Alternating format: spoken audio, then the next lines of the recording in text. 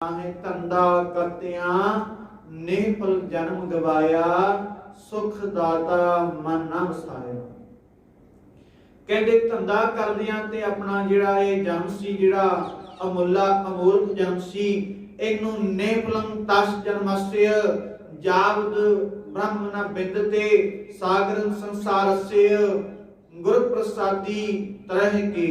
कहते तू ए जन्म नू निफल ही गवा लिया, इनू तेरा कोई फल नहीं तेनू मिलिया, धंधे दे विच फसिया रहा, जिहड़ा काम करना सी वो करिया नहीं, जिहड़ा काम नहीं करना सी वो करदा रहा, हुण तेनू ढोई किने देनी है।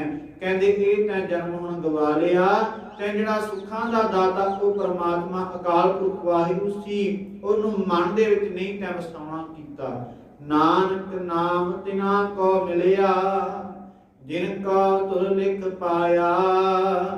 गुरु नानक पातशाह जी तीसरे गुरु नानक जी आखदे ने, कहंदे ये जिहड़ा नाम है उन्हां नूं ही मिलिया है जिन्हां नूं धुर तों लिखती रूप हो करके आया है, जिन्हां नूं ये नाम को परमात्मा ने देना कीता है। वेखो उदम सानू करना पएगा, गुरु दे चरनां विच सानू आउणा पएगा, क्योंकि मत पातशाह ने देना कीती है।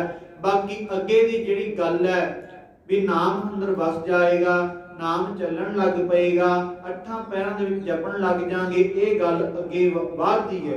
पर पहला उदम करेंदियां जियो ध्यानदियां सुख पहुंच, पहला उदम करना पएगा, पहला हिम्मत करनी पएगी, पहला औखे सौखे करके जप जी पढ़नी पएगी, नहीं ते इस जन्म दे विच भी तू खाली हथी जाएगा। तो पातशाह कहते ये जिहड़ा नाम है उन्हां नूं तुरों तो लिखती होके आया है। महला तीजा घर ही मह अमृत भरपूर है, मन मुखा साध न पाया। ये हिरदे रूपी घर दे विच कहंदे अमृत भरिया पूरिया होया है। शब्द है भब्बा रारा, पप्पे नूं दुलांकड़ रारे नूं औंकड़। कई इत्थे जिहड़े पढ़ दिंदे ने भरपूर, देखो पप्पे की जगह ते भब्बा ला दिता, सुचेतता नाल नहीं पढ़िया, इनू थोड़ा जिहा भब्बे ते जोर देंगे भरपूर। मैं तां दसदा क्योंकि शब्द दे नाल असीं जिहड़ी ये व्याकरण भी सीखनी है। जिस तरह गुरु पातशाह जी ने सोझी दी सिख नूं उस तरह पढ़ना करना। इन्हूं भरपूर भर के पूर दिता, इसका मतलब है कहते तेरे हिरदे रूपी घर दे अंदर ओ परमात्मा ने एक अमृत भरपूर कीता है। ओनू कहंदे तू ध्यान दे ओनू समझ, पर कहंदे मनमुखां ने ओदा सार ओदा सवाल चखना नहीं कीता। मनमुख होरे पासे भटकदा रहा, जो कस्तूरी मिर्ग ना जाने ब्रह्म दा परम भुलाया। कहंदे किस तरह मनमुख भुल गया, ਇਹਦਾ ਸਵਾਲ ਚੱਕਣਾ। ਕਹਿੰਦੇ ਜਿਵੇਂ ਇੱਕ ਹਿਰਨ ਦੇ ਅੰਦਰ ਕਸਤੂਰੀ ਦੀ ਖੁਸ਼ਬੂ ਹੁੰਦੀ ਹੈ, ਕਸਤੂਰੀ ਹੁੰਦੀ ਹੈ ਉਹਦੀ ਨਾਭੀ ਦੇ ਵਿੱਚ, ਪਰ ਉਹ ਬਾਹਰ ਹੀ ਉਹ ਖੁਸ਼ਬੂ ਨੂੰ ਲੱਭਦੀ ਰਹਿੰਦੀ ਹੈ ਵੀ ਇਹ ਖੁਸ਼ਬੂ ਆ ਕਿੱਥੋਂ ਰਹੀ ਹੈ, ਭਟਕਦੀ ਰਹਿੰਦੀ ਹੈ ਖੁਸ਼ਬੂ ਦੇ ਪਿੱਛੇ ਕਸਤੂਰੀ ਦੀ। ਤੇ ਜਿਹੜਾ ਪਛਾਣ ਲੈਂਦਾ ਉਹ ਫਿਰ ਢੰਡੇ ਹੇੜੇ ਦੇ ਨਾਲ ਉਹਨੂੰ ਫੜ ਕਰਕੇ ਉਹਨੂੰ ਬੰਨ ਲੈਂਦਾ ਹੈ, ਉਹ ਕਸਤੂਰੀ ਕੱਢ ਲੈਂਦਾ ਹੈ। कहते जिवें कस्तूरी मिर्ग ने हिरन ने नहीं जानना की, कहते उस तरह ये मनमुख है जिहड़ा इस संसार दे विच भरम दा भरम भुलाया, भरम भुलेखियां दे विच अपना जिहड़ा ये नाम ये अमृत सी ये भुला बैठा। अमृत तज बिक संग्रह है करता आप खुआया। कहते अमृत नूं तज करके छड़ करके हमें अवगुण भरे एक गुण नाही, अमृत छाड़ बिखा बिखाई माया वो भरम पै भूले, सुत दारा स्यो प्रीत लगाई। एक उत्तम पंथ सुनियो गुर संगत, तेह मिलंत जम त्रास मिटाई। एक अरदास पहाड़ कीरत की, गुरु रामदास राखो सरनाई। कहते जेड़े पातशाह जी ये असीं आना असीं अमृत नूं छड़ करके विक दे नाल जपी पा बैठे आ। ਕਹਿੰਦੇ ਐਸੇ ਨੇ ਜਿਹੜੇ ਇਹ ਬੇਨਤੀ ਅਸਾਂ ਵੀ ਕਰਨੀ ਹੈ, ਕਿਉਂਕਿ ਫਸੇ ਕਿਤੇ ਨਾ ਕਿਤੇ ਅਸੀਂ ਵੀ ਹਾਂ। ਬੇਨਤੀ ਕਰਨੀ ਹੈ, ਪਾਤਸ਼ਾਹ ਬਖਸ਼ ਨਹੀਂ, ਗੁਰੂ ਰਾਮਦਾਸ ਮਹਾਰਾਜ ਜੀ ਬਖਸ਼ ਦੇਣਗੇ। ਕਹਿੰਦੇ ਜਿਹੜਾ ਇਹਨਾਂ ਵਿੱਚ ਅੰਤ ਤੱਕ ਫਸਿਆ ਰਿਹਾ, ਅੰਤਲੇ ਸਮੇਂ ਵੀ ਇਹਨਾਂ ਤੋਂ ਬਚਿਆ ਨਾ ਗਿਆ, ਅੰਮ੍ਰਿਤ ਨੂੰ ਛੱਡੀ ਬੈਠਾ ਰਿਹਾ, ਬਿਕ ਨੂੰ ਉਹਨੇ ਸੰਗ੍ਰਹਿ ਖਾ ਲਿਆ। ਕਹਿੰਦੇ ਉਹ ਕਰਤਾ ਨੇ ਫਿਰ ਆਪ ਹੀ ਉਹਨੂੰ ਮਾਰ ਲਿਆ ਹੈ, ਖਵਾ ਲਿਆ ਹੈ। ਗੁਰਮੁਖ ਵਿਰਲੇ ਸੋਝੀ ਪਈ, ਤਿਨਾ ਅੰਦਰ ਬ੍ਰਹਮ ਦਿਖਾਇਆ। ਕਹਿੰਦੇ ਗੁਰਮੁਖਾਂ ਨੂੰ ਕਿਸੇ ਵਿਰਲੇ ਨੂੰ ਹੀ ਇਹ ਸੋਝੀ ਆਈ ਹੈ, ਉਹਨਾਂ ਨੂੰ ਅੰਦਰ ਹੀ ਬ੍ਰਹਮ ਦਾ ਗਿਆਨ ਦਿਖਾ ਕਰਕੇ ਉਹਨਾਂ ਪਾਤਸ਼ਾਹ ਨੇ ਕਿਰਪਾ ਕਰ ਦਿੱਤੀ ਹੈ। ਤਨ ਮਨ ਸ਼ੀਤਲ ਹੋਇਆ, ਰਸਨਾ ਹਰ ਸਾਧ ਆਇਆ। ਇਹ ਤਨ ਵੀ ਤੇ ਇਹ ਮਨ ਵੀ ਇਹ ਸ਼ੀਤਲ ਹੋ ਗਿਆ, ਪਵਿੱਤਰ ਹੋ ਗਿਆ, ਠੰਡਾ ਹੋ ਗਿਆ। ਕਹਿੰਦੇ ਰਸਨਾ ਦੇ ਨਾਲ ਉਹ ਪ੍ਰਮਾਤਮਾ ਦਾ ਨਾਮ ਜਪਣ ਦੇ ਨਾਲ ਸਵਾਦ ਆਉਣ ਲੱਗ ਗਿਆ। ਪਹਿਲਾਂ ਜਪਜੀ ਪੜ੍ਹਦਿਆਂ ਥੋੜਾ ਮਨ ਭਟਕਦਾ ਸੀ, ਕਿਉਂਕਿ ਮਾਇਆ ਦਾ ਪ੍ਰਭਾਵ ਸੀ। ਹੁਣ ਜਪਜੀ ਜਦੋਂ ਪੜ੍ਹਦਾ ਏ, ਕਹਿੰਦੇ ਮਨ ਐਸਾ ਉਹਦੇ ਵਿੱਚ ਖੁੱਭ ਜਾਂਦਾ, ਆਨੰਦ ਆਉਣ ਲੱਗ ਜਾਂਦਾ, ਸਵਾਦ ਆਉਣ ਲੱਗ ਜਾਂਦਾ। ਫਿਰ ਸਹਿਜੇ ਸਹਿਜੇ ਇੱਕ ਓੰਕਾਰ ਤੋਂ ਇਤੀ ਛੁੱਟੀ ਨਾਲ ਤੱਕ ਉਹ ਪਾਤਸ਼ਾਹ ਦੇ ਚਰਨ ਬਸਦਾ ਰਹਿੰਦਾ ਏ। ਸ਼ਬਦੇ ਹੀ ਨਾਉ ਉਪਜੈ, ਸ਼ਬਦੇ ਮੇਲ ਮਿਲਾਇਆ। ਕਹਿੰਦੇ ਸ਼ਬਦ ਦੇ ਨਾਲ ਹੀ ਜਿਹੜਾ ਨਾਮ ਹੈ ਇਹ ਉਪਜਣਾ ਕਰਦਾ ਏ। ਸ਼ਬਦ ਹੀ ਜਿਹੜਾ ਇਹ ਮੇਲ ਜਿਹੜਾ ਮਿਲਾਉਣਾ ਕਰਦਾ ਹੈ, ਸ਼ਬਦ ਦੇ ਨਾਲ ਹੀ ਅਸੀਂ ਉਸ ਪਰਮਾਤਮਾ ਨੂੰ ਮਿਲ ਸਕਦੇ ਹਾਂ। ਬਿਨ ਸ਼ਬਦੈ ਸਭ ਜਗ ਬਉਰਾਨਾ, ਬਿਰਥਾ ਜਨਮ ਗਵਾਇਆ। ਬਿਨਾ ਸ਼ਬਦ ਤੋਂ ਇਹ ਜਿਹੜਾ ਸਾਰਾ ਜਗ ਹੈ ਬਉਰਾਨਾ, ਇਹਦਾ ਮਨ ਹੈ ਜਿਹੜਾ ਬਉਰਾਨਾ ਹੋ ਗਿਆ, ਬੌਰਾ ਹੋ ਗਿਆ, ਕਮਲਾ ਹੋ ਗਿਆ, ਬਾਵਰਾ ਹੋ ਗਿਆ ਏ। ਬਿਰਥਾ ਇਹਨੇ ਆਪਣਾ ਜਿਹੜਾ ਅਣਮੁੱਲਾ ਜਨਮ ਸੀ ਵਿਅਰਥ ਹੀ ਗਵਾ ਲਿਆ। ਅੰਮ੍ਰਿਤ ਏਕੋ ਸ਼ਬਦ ਹੈ, ਨਾਨਕ ਗੁਰਮੁਖ ਪਾਇਆ। ਇਹ ਅੰਮ੍ਰਿਤ ਰੂਪੀ ਇੱਕ ਸ਼ਬਦ ਹੈ ਜਿਹੜਾ ਉਹ ਪ੍ਰਮਾਤਮਾ ਦਾ ਨਾਮ। ਗੁਰੂ ਨਾਨਕ ਤੀਸਰੇ ਗੁਰੂ ਨਾਨਕ ਆਖਦੇ ਨੇ, ਕਹਿੰਦੇ ਉਹ ਗੁਰਮੁਖਾਂ ਨੇ ਪਾ ਲਿਆ ਹੈ ਪੌੜੀ। ਸੋ ਹਰ ਪੁਰਖ ਅਗੰਮ ਹੈ, ਕਹ ਕਿਤ ਬਿਦ ਪਾਈਐ। ਕਹਿੰਦੇ ਉਹ ਜਿਹੜਾ ਪੁਰਖ ਅਕਾਲ ਪੁਰਖ ਹੈ ਉਹ ਅਗੰਮ ਹੈ, ਮਤ ਪਰੇ ਹੈ। ਉਹਨੂੰ ਕਿਸ ਤਰ੍ਹਾਂ ਪਾਉਣਾ ਕਰੀਏ? ਪਾਤਸ਼ਾਹ ਜੀ ਤੁਸੀਂ ਦਰਸ਼ਨਾ ਕਰੋ। ਤਿਸ ਰੂਪ ਨਰੇਕ ਅਦ੍ਰਿਸ਼ਟ ਕਾਹ ਜਨ ਕਿਉਂ ਧਿਆਈਐ। ਇਸ ਦੀ ਸੋਝੀ ਆਏਗੀ। ਚੱਕਰ ਚਿਹਨ ਅਰ ਬਰੰਜਾਤ ਅਰ ਪਾਤ ਨਹਿਨ ਜਿਹੇ, ਰੂਪ ਰੰਗ ਅਰ ਰੇਖ ਭੇਕ, ਕੋ ਕਹਿ ਨਾ ਸਕਤ ਕੇ। ਅਚਲ ਮੂਰਤ ਅਨੁਭਵ ਪ੍ਰਕਾਸ਼, ਅਮਿ ਤੋਜ ਕਹਿਜੈ। ਕੋਟ ਇੰਦਰ ਇੰਦਰਾਣ, ਸਾਹ ਸਾਹਣ ਗਣਿਜੈ।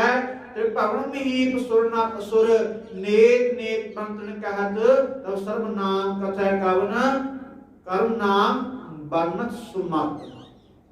ਸੁਮਤ ਦੇ ਵਿੱਚ ਜਦੋਂ ਆ ਜਾਏਗਾ ਫਿਰ ਸੋਧੀ ਹੋਏਗੀ। ਕਹਿੰਦੇ ਤੇਰਾ ਰੂਪ ਕੋਈ ਨਹੀਂ, ਤੇਰਾ ਕੋਈ ਦਰਸ਼ਨ ਕੋਈ ਨਹੀਂ, ਤੇਰਾ ਕੋਈ ਤੂੰ ਅਦ੍ਰਿਸ਼ਟ ਹੈ, ਦਿਖਦਾ ਕੋਈ ਨਹੀਂ। ਤੇਰਾ ਰੂਪ ਕੋਈ ਨਹੀਂ, ਤੂੰ ਦਿਖਦਾ ਕੋਈ ਨਹੀਂ।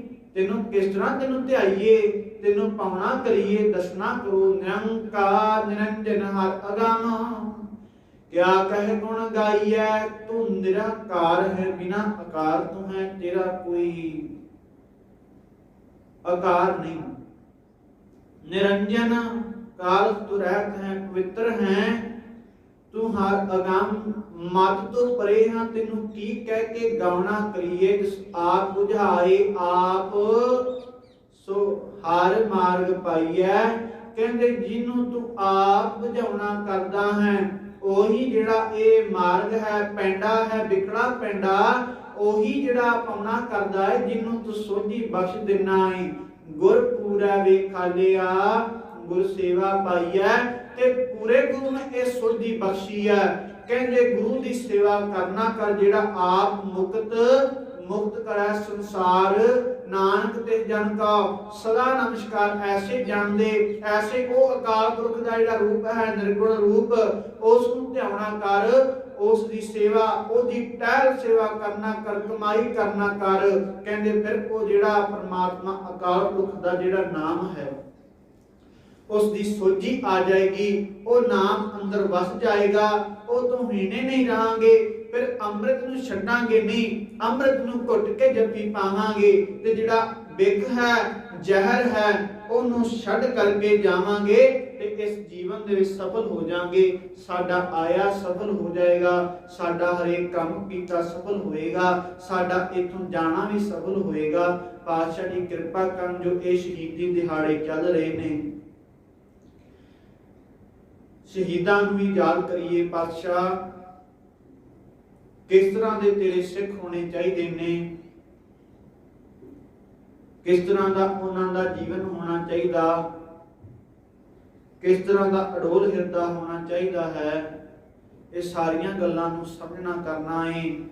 ਇਹ ਦਿਨ ਚੱਲ ਰਹੇ ਨੇ, ਇੱਕ ਤੇ ਗੁਰੂ ਅਰਜਨ ਦੇਵ ਮਹਾਰਾਜ ਦੇ ਸ਼ਹੀਦੀ ਦਿਹਾੜੇ ਤੇ ਦੂਸਰਾ ਜਿਹੜਾ 84 ਦਾ ਜਿਹੜਾ ਇੱਕ ਉਹਦੀਆਂ ਚਾਲਾਂ ਸਰਕਾਰਾਂ ਨੇ ਚੱਲੀਆਂ ਸਨ,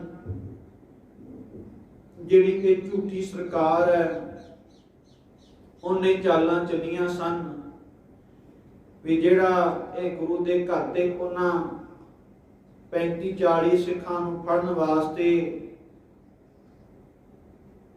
ਇਹ ਵਰਲਡ ਦੇ ਤੀਜੇ ਨੰਬਰ ਤੇ ਜਿਹੜੀ ਆਰਮੀ ਸੀ ਉਹਨੂੰ ਭੇਜਣਾ ਕੀਤਾ ਏ।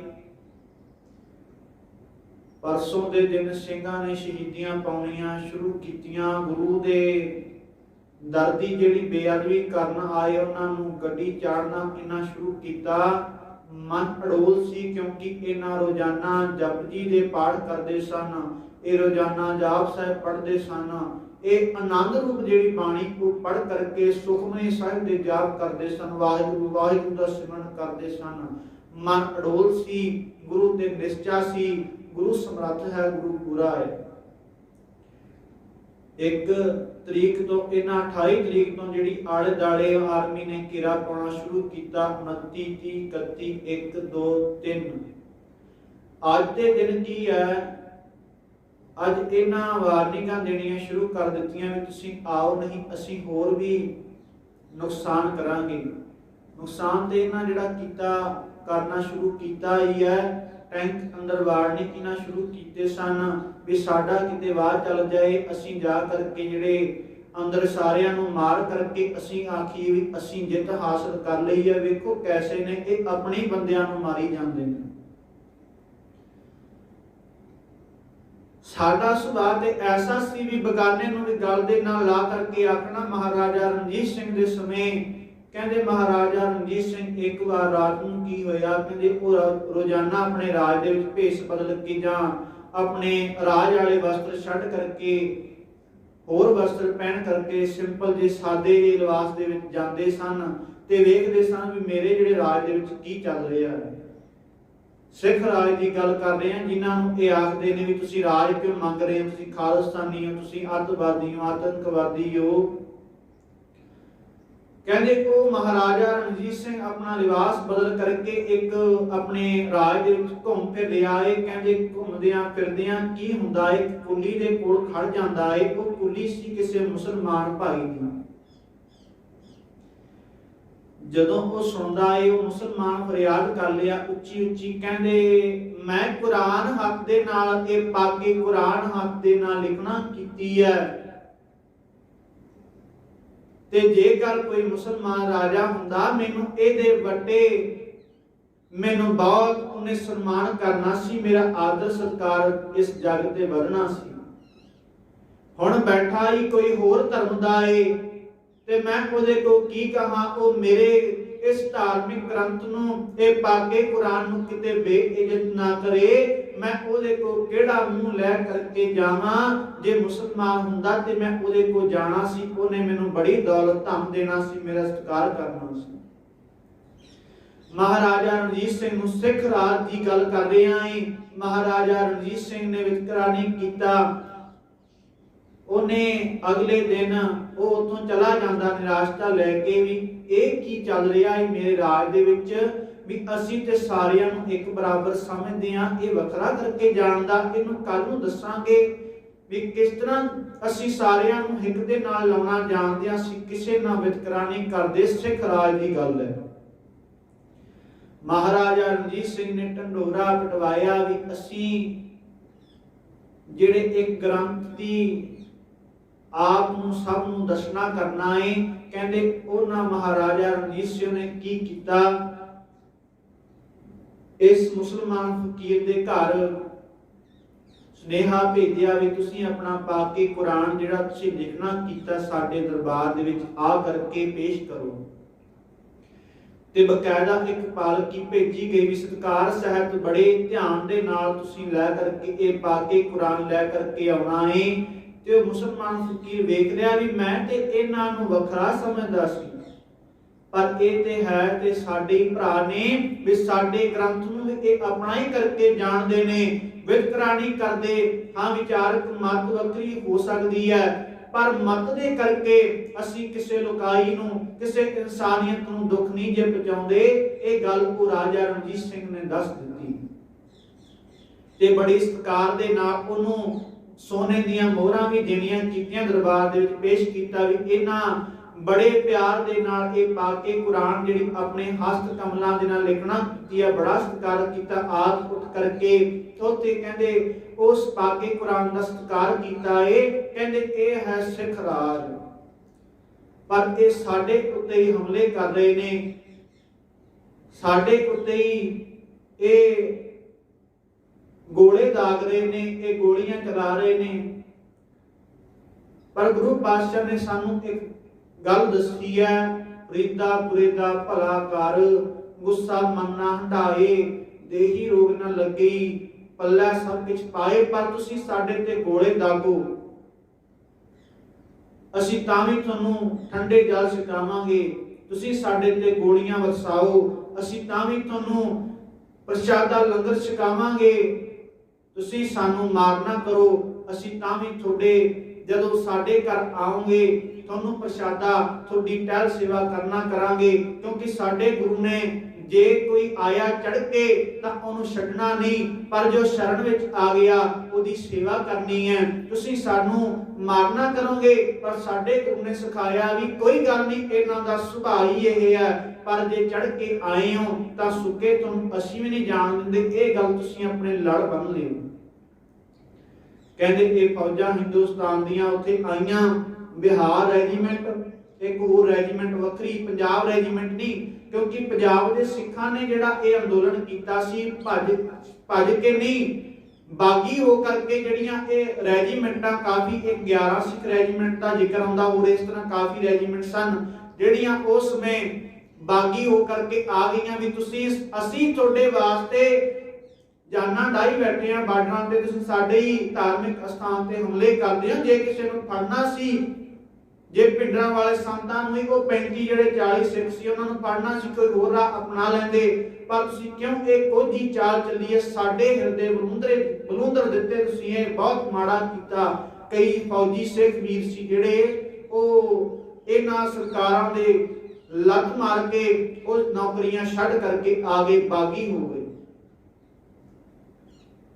ਅੱਜ ਤੀਸਰਾ ਦਿਨ 3 ਤਰੀਕ ਦਾ ਉੱਥੇ ਬੜਾ ਹੀ ਹਾਹਾ ਕਲਾਪ ਹੋ ਰਿਹਾ ਏ, ਮਨਾਉਣ ਤੇ ਸ਼ਹੀਦੀ ਦਿਹਾੜਾ ਗਏ ਸੀ, ਪਰ ਕੀ ਪਤਾ ਸੀ ਵੀ ਪਾਤਸ਼ਾਹ ਨੇ ਇੱਥੇ ਹੀ ਸ਼ਹੀਦੀਆਂ ਲਿਖੀਆਂ ਨੇ, ਪਰ ਇਹਨਾਂ ਕਿਸੇ ਨੇ ਵੀ ਤਰਸ ਨਹੀਂ ਕੀਤਾ। ਬੜਾ ਹੀ ਉੱਥੇ ਇਹਨਾਂ ਨੇ ਹਾਹਾ ਕਲਾਪ ਮਚਾਇਆ, ਜਿਹੜਾ ਉੱਥੇ ਗੋਲੀਆਂ ਵਰਸਾਉਣਾ ਕੀਤੀਆਂ, ਗੋਲੇ ਦਾਗੇ। ਤੀਸਰਾ ਦਿਨ ਭਾਈ ਸੁਬੇਗ ਸਿੰਘ ਨੇ ਬੜੀ ਮੋਰਚਾਬੰਦੀ ਕੀਤੀ ਹੈ ਇਸ ਤਰ੍ਹਾਂ ਦੀ, ਕਿਉਂਕਿ ਉਹ ਪਹਿਲਾਂ ਜੰਗ ਦੇ ਮੈਦਾਨ ਦੇ ਵਿੱਚ ਜੂਝੇ ਸਨ ਕਿ ਕਿਸ ਤਰ੍ਹਾਂ ਦੀ ਇਹ ਫੌਜ ਹੈ ਤੇ ਕੀ ਇਹਨਾਂ ਨੂੰ ਪਤਾ ਹੈ। ਉਹ ਸਾਰਾ ਐਡਵਾਂਸ ਲੈਵਲ ਦਾ ਉਹ ਸਿੱਖ ਸੀਗਾ ਜਿਹੜਾ ਫੌਜ ਦੇ ਵਿੱਚ ਆਇਆ ਸੀ, ਪਰ ਸਰਕਾਰ ਨੇ ਉਹਦੀ ਵੀ ਨਾ ਉਹਨੂੰ ਵੀ ਨਾ ਕੋਈ ਕਦਰ, ਉਹਦਾ ਵੀ ਕੋਈ ਸਨਮਾਨ ਸਤਿਕਾਰ ਨਾ ਕੀਤਾ। ਕਹਿੰਦੇ ਉਹਨੇ ਬੜੀ ਸੋਹਣੀ ਮੋਰਚਾਬੰਦੀ ਕੀਤੀ, ਬੜਾ ਵਧੀਆ ਢੰਗ ਦੇ ਨਾਲ ਵੀ ਜੇ ਕੋਈ ਆਵੇ ਤੇ ਕੋਈ ਸੁੱਕਾ ਖਾਲੀ ਨਾ ਜਾਵੇ, ਕਿਉਂਕਿ ਅੜੇ ਸੋ ਝੜੇ, ਜੇ ਸ਼ਰਨ ਦੇ ਵਿੱਚ ਆਉਂਦੇ ਤਾਂ ਤੇ ਉਹਨਾਂ ਨੂੰ ਪ੍ਰਸ਼ਾਦਾ ਛਕਾਉਣਾ ਸੀ, ਪਰ ਉਹ ਲੈ ਕੇ ਬੰਦੂਕਾਂ ਗੋਲੇ ਲੈ ਕੇ ਆਏ, ਉਹ ਲੈ ਕਰਕੇ ਆਏ ਟੈਂਕ, ਤੇ ਉਹਨਾਂ ਨੂੰ ਫਿਰ ਇਸ ਤਰ੍ਹਾਂ ਜਿਹੜੀ ਉਹਨਾਂ ਦੀ ਮੁਰਾਦ ਸੀ ਉਹ ਤਾਂ ਪੂਰੀ ਕਰਨੀ ਸੀ, ਕਿਉਂਕਿ ਜਿਹੜਾ ਉਹਨਾਂ ਦਾ ਮਨ ਦੇ ਇੱਛਾ ਸੀ ਕਿ ਅਸੀਂ ਲੜਨਾ ਹੈ, ਅਸੀਂ ਮਾਰਨਾ ਹੈ, ਹਾਹਾ ਕਲਾਪ ਮਚਾਉਣਾ ਹੈ, ਤੇ ਫਿਰ ਉਹਨਾਂ ਦੀ ਇਹ ਮਨੋਕਾਮਨਾ ਕਿਉਂ ਨਾ ਪੂਰੀ ਕੀਤੀ ਜਾਂਦੀ। ਸਿੱਖਾਂ ਨੇ ਆਪਣੀਆਂ ਹਿੱਕਾਂ ਢਾ ਦਿੱਤੀਆਂ। ਇਹ ਸ਼ਹੀਦੀ ਦਿਹਾੜਿਆਂ ਨੂੰ, ਇਹ ਸ਼ਹੀਦਾਂ ਨੂੰ ਯਾਦ ਕਰਨਾ ਹੈ। ਤੇ ਇੱਕ ਮੈਂ ਛੋਟੀ ਜਿਹੀ ਹੋਰ ਬੇਨਤੀ ਕਰਦਾ, ਅੱਜ ਧੰਨ ਧੰਨ ਬੀਬੀ ਮੁਮਤਾਜ਼ ਜੀਆਂ ਦੇ ਇਹਨਾਂ ਅਸਥਾਨਾਂ ਤੇ ਸ੍ਰੀ ਅਖੰਡ ਪਾਠ ਸਾਹਿਬ ਇਹਨਾਂ ਸ਼ਹੀਦਾਂ ਨੂੰ ਸਮਰਪਿਤ, ਧੰਨ ਧੰਨ ਗੁਰੂ ਅਰਜਨ ਦੇਵ ਮਹਾਰਾਜ ਜੀਆਂ ਦੀ ਸ਼ਹੀਦੀ ਨੂੰ ਸਮਰਪਿਤ, 84 ਦੇ ਸਿੰਘ ਸ਼ਹੀਦਾਂ ਨੂੰ ਸਮਰਪਿਤ ਇਹ ਸਮਾਗਮ ਆਰੰਭੇ ਜਾ ਰਹੇ ਨੇ। ਅਖੰਡ ਪਾਠ ਸਾਹਿਬ ਦੀ ਅੱਜ ਆਰੰਭਤਾ ਹੈ, ਕੱਲ ਨੂੰ ਮੱਤੇ ਭੋਗ ਤੇ ਪਰਸੋਂ ਨੂੰ ਸਮਾਪਤੀ ਆ। ਆਪ ਸਰਬੱਤ ਸੰਗਤ ਨੇ ਦਰਸ਼ਨ ਦੀਦਾਰੇ ਦੇਣੇ। ਇਹਨਾਂ ਸ਼ਹੀਦਾਂ ਨੂੰ ਯਾਦ ਕਰੀਏ, ਕਿਉਂਕਿ ਸੰਗਤ ਦੇ ਵਿੱਚ ਆ ਕਰਕੇ ਇਹਨਾਂ ਸ਼ਹੀਦਾਂ ਨੂੰ ਯਾਦ ਕਰਾਂਗੇ। ਇੱਕ ਸਮਾਂ ਐਸਾ ਆਏਗਾ ਇਹਨਾਂ ਦੇ ਦਰਸ਼ਨ ਵੀ ਹੋਣਗੇ। ਇਹਨਾਂ ਜਿਵੇਂ ਅਡੋਲਤਾ ਦੇ ਨਾਲ ਉੱਥੇ ਜੰਗ ਕੀਤੀ ਹੈ, ਅਸੀਂ ਵੀ ਸਾਡੇ ਵੀ ਹਿਰਦੇ ਵਿੱਚ ਆਏਗਾ। ਜੇ ਸਾਨੂੰ ਵੀ ਕਿਤੇ ਲੋੜ ਪਏਗੀ, ਕਿਤੇ ਹਥਿਆਰਬੰਦ ਹੋਣ ਦੀ, ਤੇ ਅਸੀਂ ਝਿਜਕਾਂਗੇ ਨਹੀਂ, ਅਡੋਲ ਰਹਾਂਗੇ। ਹੁਣ ਤੇ ਅਸੀਂ ਚੱਲਣਾ ਹੈ ਸਹਿਜੇ ਸੁਭਾਅ ਦੇ ਨਾਲ, ਮਨ ਦੇ ਵਿੱਚ ਕਿਵੇਂ ਕਰਨਾ ਹੈ, ਮਨ ਦੇ ਨਾਲ ਲੜਾਈ ਕਰਨੀ ਹੈ, ਵਿਕਾਰਾਂ ਦੇ ਨਾਲ ਲੜਨਾ ਹੈ। ਪਰ ਇਹਨਾਂ ਸ਼ਹੀਦਾਂ ਨੂੰ ਯਾਦ ਕਰਦਿਆਂ ਇੱਕ ਗੱਲ ਚੇਤੇ ਵਿੱਚ ਰੱਖਿਓ, ਜੇ ਕਿਤੇ ਸ਼ਸਤਰਾਂ ਨੂੰ ਹੱਥ ਪਾਉਣਾ ਪਿਆ, ਜੇ ਤੁਸੀਂ ਇਹਨਾਂ ਸ਼ਹੀਦਾਂ ਨੂੰ ਅੱਜ ਯਾਦ ਨਹੀਂ ਨਾ ਕੀਤਾ, ਤੁਹਾਨੂੰ ਸ਼ਸਤਰਾਂ ਨੂੰ ਹੱਥ ਪਾਉਣਾ ਤੁਹਾਨੂੰ ਆਉਣਾ ਨਹੀਂ। ਸ਼ਸਤਰ ਤੋਂ ਧਾਰਨ ਹੋਣੇ ਨਹੀਂ, ਤੇ ਧਾਰਨ ਕਰ ਵੀ ਲਿੱਤੇ ਚਲਾ ਨਹੀਂ ਹੋਣੇ, ਕਿਉਂਕਿ ਇਹਨਾਂ ਸ਼ਹੀਦਾਂ ਨੂੰ ਵੇਖ ਕੇ ਅੰਦਰ ਅਡੋਲਤਾ ਨਹੀਂ ਆਈ। ਸੋ ਇਤਨੀਆਂ ਕੁ ਬੇਨਤੀਆਂ ਆਪਨੇ ਪ੍ਰਵਾਨ ਕਰਨੀਆਂ। ਦਾਸ ਦੇ ਕੋਲੋਂ ਬੋਲਦਿਆਂ ਜਾਣੇ ਅਣਜਾਣੇ ਦੇ ਵਿੱਚ ਪਾਤਸ਼ਾਹ ਗੁਰੂ ਗਰੀਬ ਨਿਵਾਜ ਬਖਸ਼ਣ ਯੋਗ ਨੇ, ਭੁੱਲਾਂ ਹੋ ਗਈਆਂ ਨੇ ਬਖਸ਼ ਦੇਣਾ। ਆਪ ਸਰਬੱਤ ਸੰਗਤ ਬਖਸ਼ਣ ਯੋਗ ਹੋ ਜੀ, ਬਖਸ਼ ਦੇਣਾ। ਭੁੱਲਾਂ ਨਾ ਜਿਤਾਰਨੀਆਂ, ਗੱਜ ਕੇ ਬੁਲਾਉਣਾ ਕਰੋ ਫਤਿਹ। ਵਾਹਿਗੁਰੂ ਜੀ ਕਾ ਖਾਲਸਾ, ਵਾਹਿਗੁਰੂ ਜੀ ਕੀ ਫਤਿਹ।